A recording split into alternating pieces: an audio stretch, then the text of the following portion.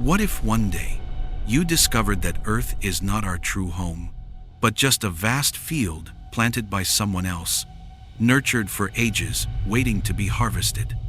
What if the ground beneath your feet is not random dirt, but chosen soil, a garden? What if everything we call nature, the trees, the water, the air, the animals, was never meant for us, but was designed as fertilizer, a simple recipe of light, water, soil, and time, mixed on purpose to help humans grow, reproduce, and ripen? And what if, after thousands of years, when the harvest season comes, what we call disease, natural disasters, and wars are just invisible sickles of those who sowed us? Sounds insane? Maybe. But think again. Has anything about our world ever been truly natural? Or did we learn to call it natural simply because we don't know who arranged it? If a room is tidy, we assume a hand made it so. Why not a planet? Imagine beings that existed billions of years before us, so old that they no longer needed physical bodies, living purely as energy and memory. In their world, they do not crave gold, silver, or land. What they need is something far rarer: soul energy. They do not trade in metals, they trade in souls, using souls as food, as fuel for their existence.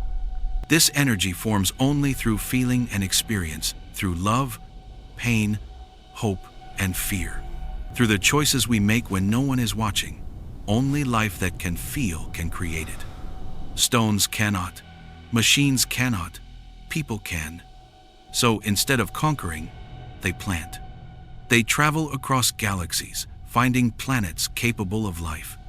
They release seeds, maybe human, maybe similar, then prepare everything: water to flow, air to breathe, plants to eat, animals to teach us hunger and risk, minerals to feed fire, electricity, and cities. They tune the tilt, place the moon, set the tides. A full ecosystem that looks like a home, but works like a farm. Then they step back. They watch. They wait. We call it nature's gift. But maybe it's just the fertilizer of the farmers of the stars. Earth seems too perfect, doesn't it? The right temperature, the right oxygen level, the sun not too far, not too close, water covering just enough of the surface, a moon steadying our tides. Too much water, and we'd freeze. Too little, and we'd burn. It feels calculated, as if someone measured every degree of sunlight, every drop of rain, like a farmer who knows exactly how much each plant needs to survive, but not so much that the crop grows soft. A plant that grows too easily rarely grows strong. Maybe we weren't born here. Maybe we were planted here. And if something is planted, it will eventually be harvested. If you look at humanity through their eyes, we are crops. We grow from birth, soaking up the light of experience, the water of emotion, the soil of joy and suffering.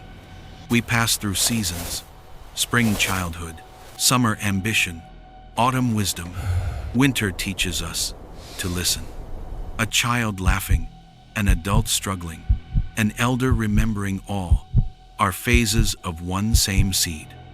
Emotion is the sunlight and rain of the soul. Without it, we wither. Without love or loss, we never ripen. Storms inside us can make the fruit sweeter. Maybe pain isn't punishment, but cultivation. Pruning hurts now, but it makes a tree fruit sooner and grow healthier later. Farmers do this without hate. They do it because it works. And farmers, if they are patient, don't just wait. They harvest in two ways: slowly and steadily. And then, when the field is full, all at once. Every day, people die. This is the steady picking, the quiet taking of single stalks. Seeds that fall early. A leaf that withers. A life that ends without a headline. The field does not notice, but the basket fills. Then comes the other way, when our numbers swell, when cities glow like constellations, when our shared feelings rise like heat over a plain. They no longer pick one by one. They move to mass harvests, not by stepping down from the sky, but by pushing the levers already built into nature. A novel sickness that moves faster than fear. A war sparked by one signature. A famine, a wave, a quake. A drought that arrives too perfectly timed to be chance. Millions go at once. The field is cut clean. The soil is open again. Maybe the great die-offs in history weren't random. Maybe they were harvests. The plague, the wars, the floods, the fires each time. Millions vanish. Libraries fail. Maps change, and the world starts over. Just like a burned field ready for new seeds. Ash makes the next crop grow fast. Look at Mars. Dry, cracked, cold, but once it had rivers, oceans, an atmosphere, cliffs that remember shorelines. Perhaps Mars was their last field, a place once full of life, harvested clean and left to rest. Not a failure, but a finished season. And maybe Earth is simply the next plot in their galactic farm, one of millions. Each planet, a field for a different type of soul. On one world, they grow courage. On another, patience. On ours, perhaps they cultivate empathy, the strange sweetness that appears when you suffer for someone else and still choose love. Farmers sometimes burn their fields to harvest faster. What if they whisper ideas to a few special humans, those we call geniuses, to burn ours? Could it be that some of humanity's most powerful inventions, nuclear weapons, biological weapons, other tools of mass destruction, things born from sudden inspiration, were never just human ideas? Maybe they were sparks from above, tools for the harvest. We praise them as visionaries, but to the sowers, they're just reaping machines. Not every grain is taken. Ripe souls, the ones who've lived fully, loved deeply, suffered and forgiven, are taken away, like perfect kernels.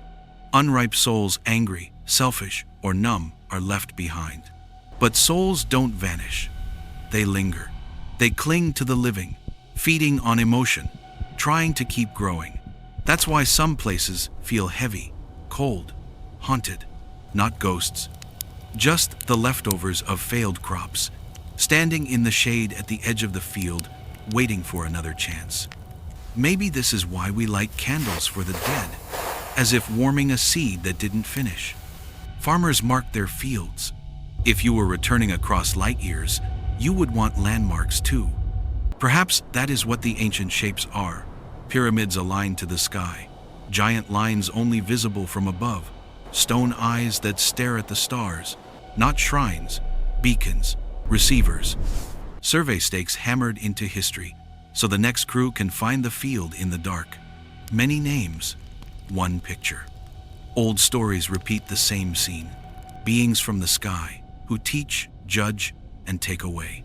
Maybe those aren't myths, but thin memories folk echoes from the last harvest. And when a harvest is done, a farmer does not abandon the land. They plow, ice ages, volcanoes, falling rocks, long winters that scrape the ground flat, then spring, then seed. We call it evolution because we see only the sprouts.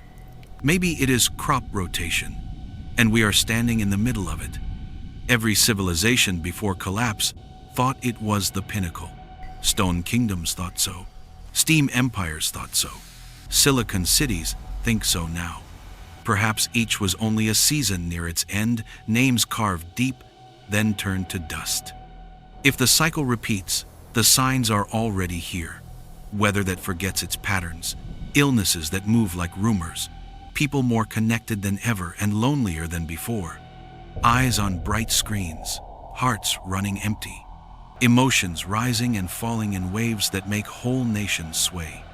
Perhaps these are not warnings, but tests the hand that shakes the branch to see what is ready to drop. Maybe those lights in the night sky aren't ships of explorers, but farmers inspecting their rows. Lanterns low, footsteps quiet, checking the grain. And if that is true, then even our deepest beliefs might have been planted too. The dreams that guide us, the songs that comfort us, the stories that teach us to be brave or kind. Not to control us, but to enrich us, to make our souls hold more flavor when the day comes. So what is life for, if not to be harvested? Perhaps the real choice is not whether we are taken, but how we ripen. A seed can rot. It can sprout in shade and break. It can be crushed underfoot and still feed a bird. Or it can grow tall, shelter others, and fill the air with grain for 1,000 more lives.